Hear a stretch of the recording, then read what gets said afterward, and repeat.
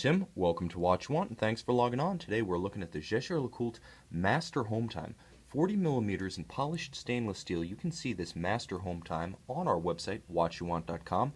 Purchase it if you like, and if you enjoy these videos, please subscribe to our YouTube channel, Watch You Want Inc. Now this was the debut of 2004 for JLC.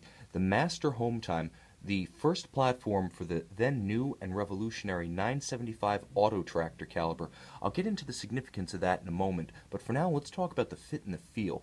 Perfectly proportioned, this watch is 11 millimeters thick, so it sits nice and compact on the wrist. Although it's definitely versatile enough to play as a sports watch, it's also formal enough and compact enough to fit under dress cuffs or long sleeves as a formal watch. Now on my wrist, 6 1/3 inches, 16 centimeters in circumference, you can see it is the perfect size.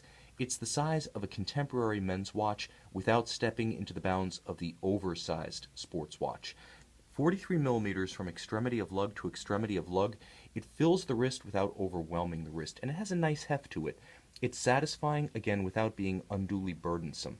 Now the strap is of excellent quality. You can see the rectangular scale alligator pattern on the top, and on the bottom a nice supple calf in tan leather.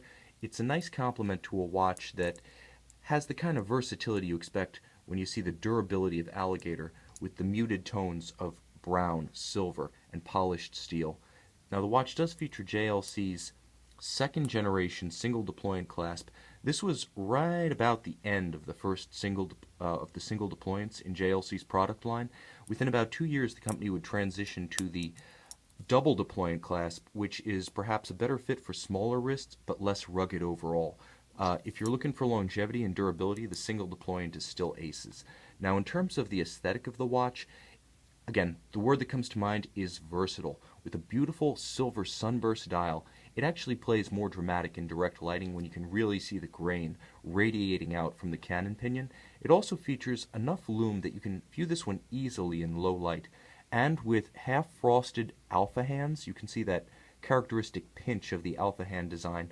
The watch is an easy one to read at a glance in high or direct light conditions. This is a very functional dual time watch, and I want to mention that as a dual time, it offers the kind of convenience and aesthetically pleasing cleanup that those who don't always need a dual time will appreciate.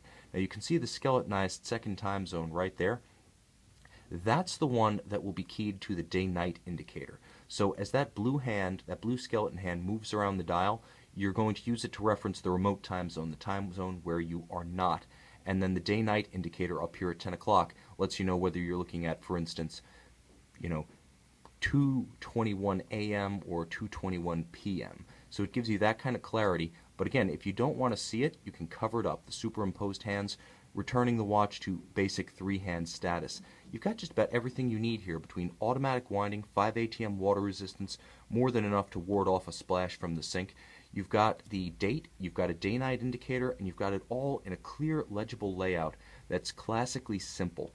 Now, the revolution is on the case back. Here, JLC's 29-jewel caliber 975 auto tractor in its debut application, the Master Hometime, revolutionized the way JLC built automatic movements. Now, if you remember watches like the IWC Mark 12 pilot's watch, you remember that they used JLC automatic calibers, and while fine, accurate, and beautifully built, those JLC 888 and 889 based calibers were not necessarily the best choice for a rock'em sock'em sports watch. Well, the 975 auto tractor remedied all of that.